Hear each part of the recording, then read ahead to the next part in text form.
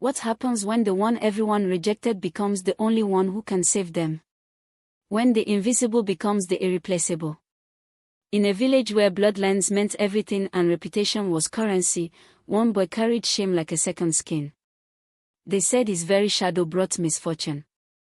They said his presence poisoned the wells. So they pushed him to the edges, where the forgotten go to fade. But when death came knocking on the chief's door, when the most powerful man in the village stood helpless as his only son slipped toward the grave, every healer failed. Every priest fell silent. Every remedy turned to dust. And in that desperate hour, the village would learn a truth they had spent years refusing to see.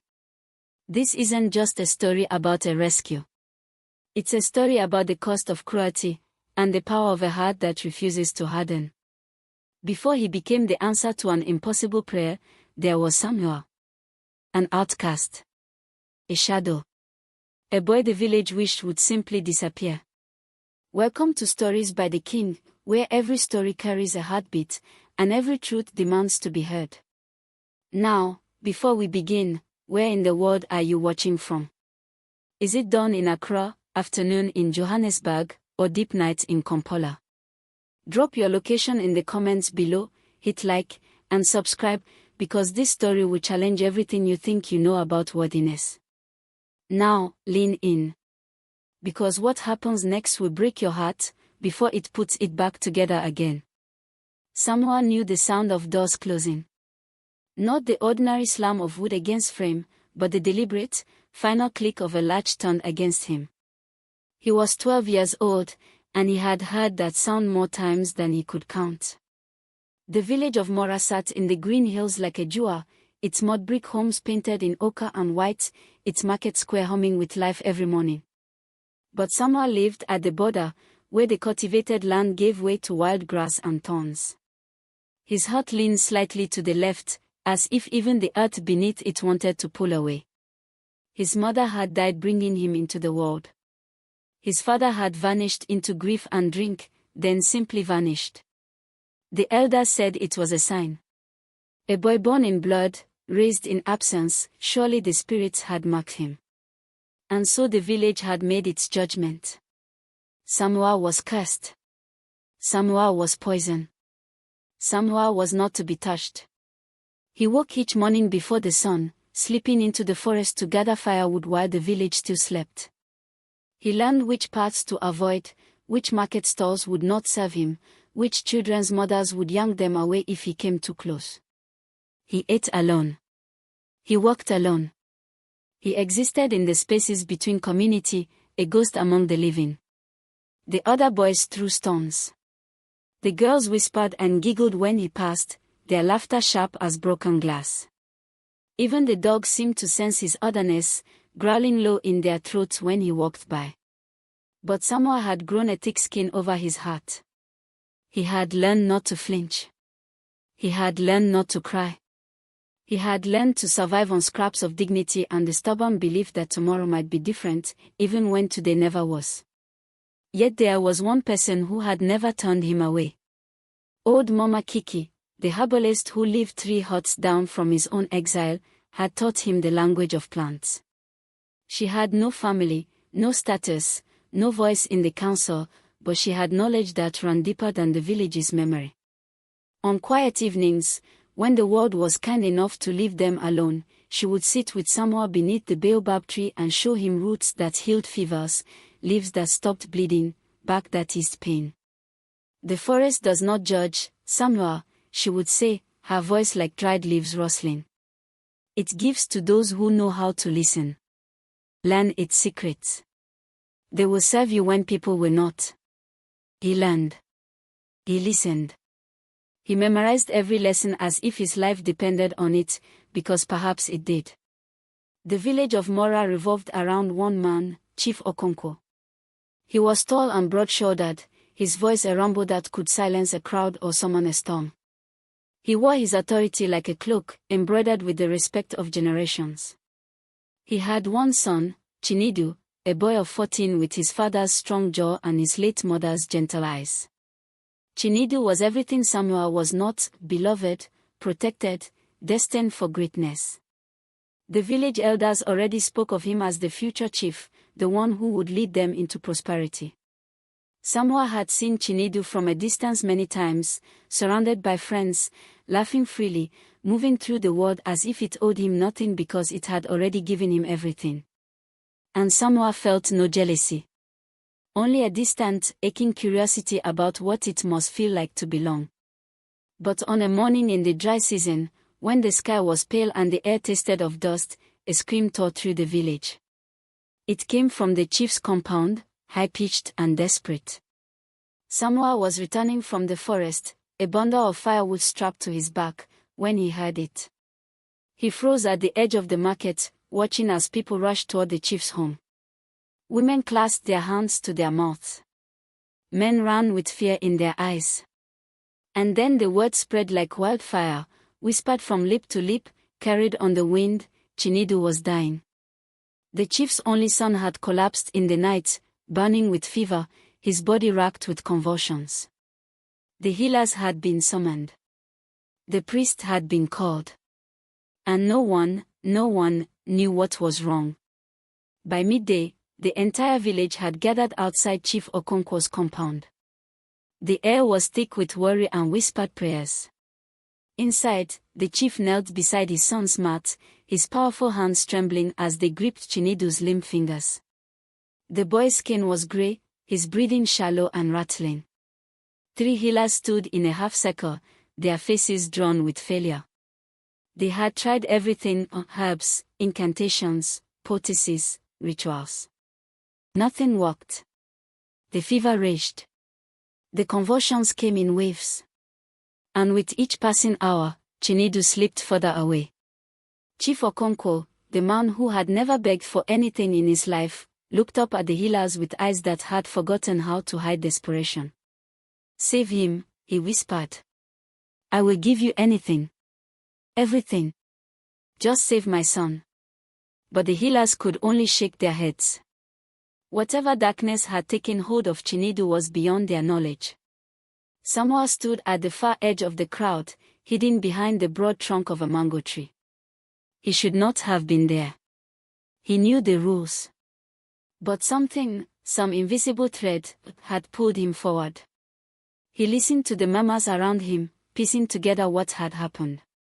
Chinedu had gone swimming in the river 2 days before, against his father's warnings. He had been bitten by something in the water.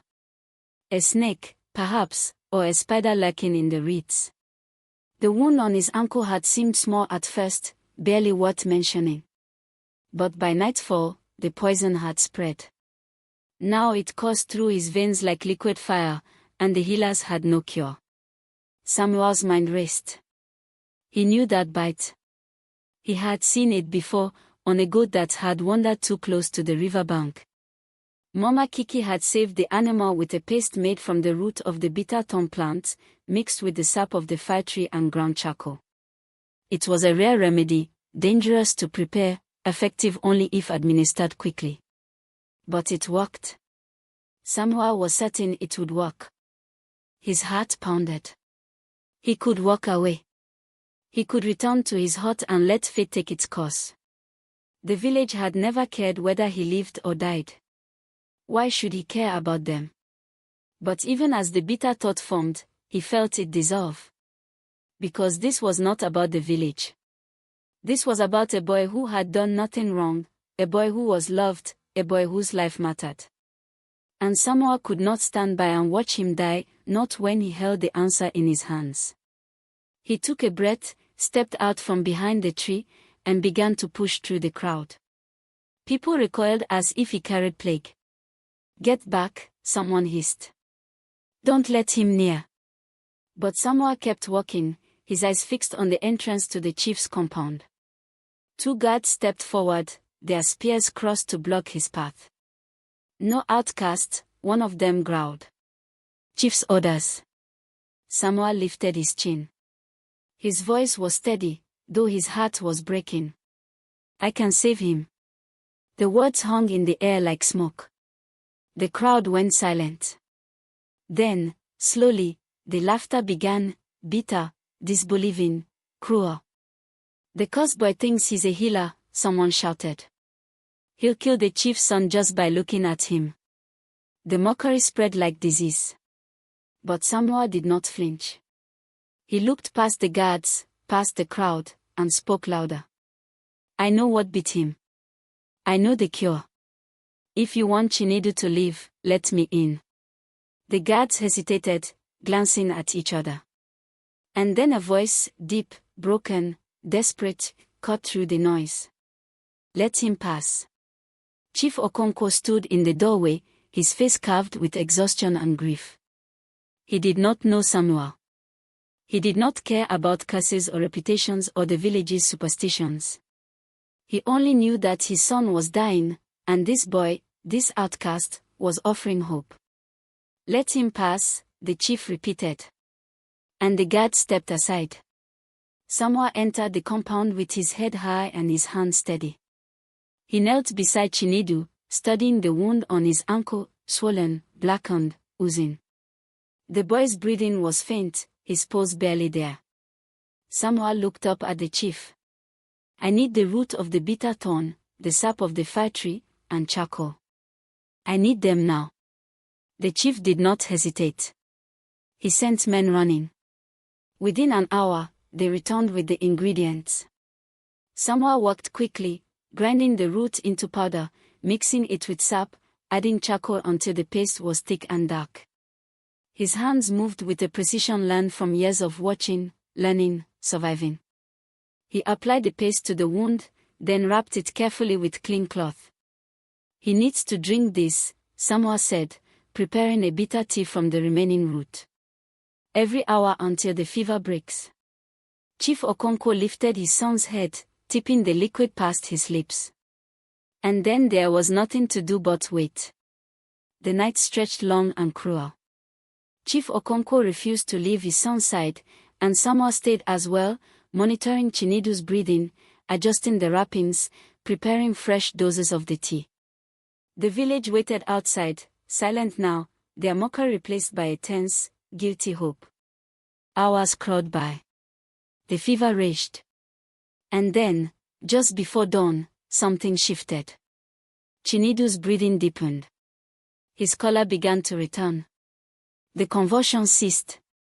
By the time the sun broke over the hills, painting the sky in gold and rose, Chinedu opened his eyes. Father, he whispered, his voice weak but clear. Chief Okonkwo's face crumpled.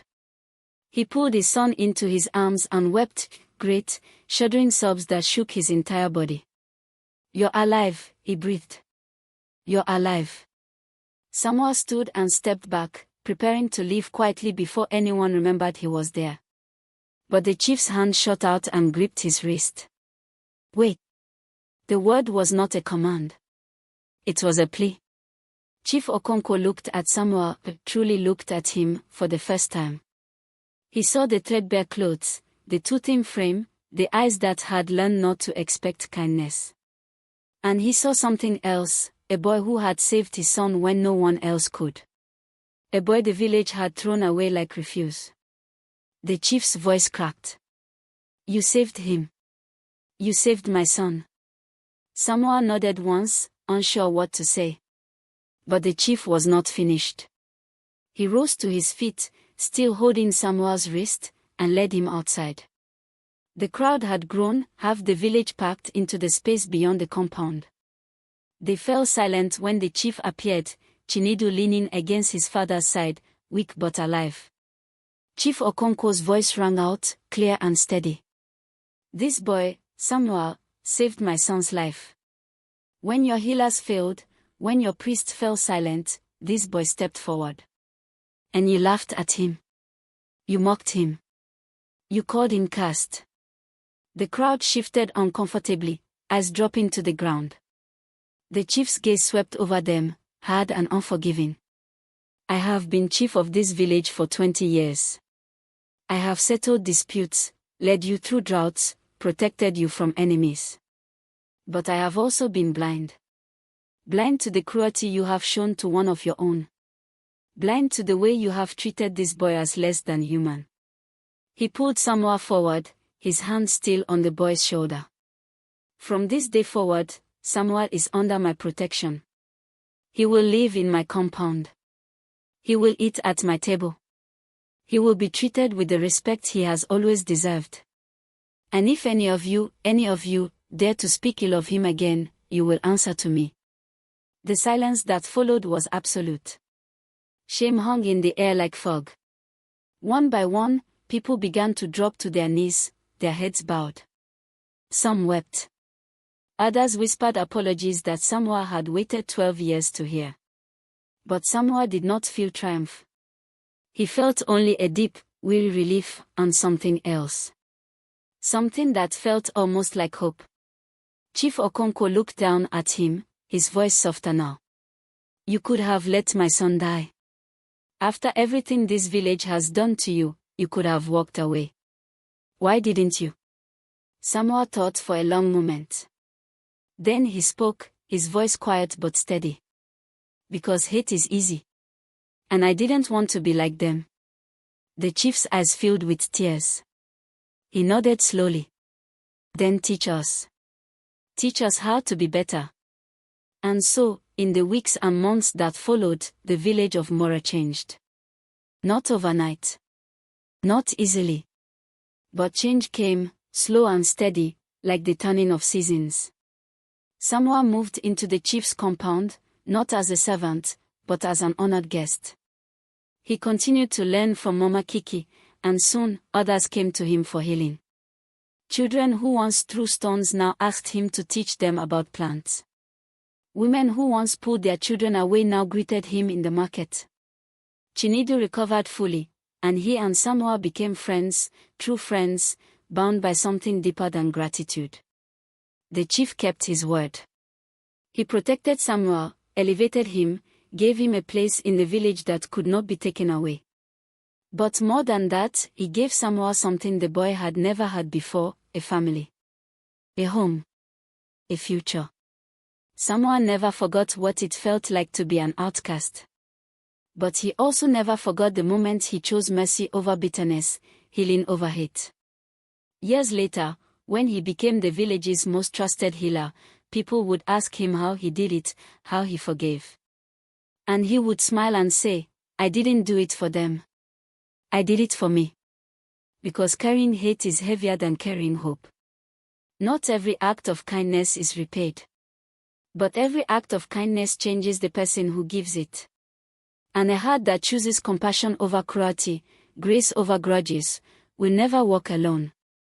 If this story moved you, hit like, share it with someone who needs to hear it, and tell me in the comments, have you ever been underestimated or overlooked? How did you rise above it? Subscribe to Stories by the King, where every truth demands to be heard, and every ending brings a lesson worth remembering. This is Stories by the King, where love wins, and purpose finds its home.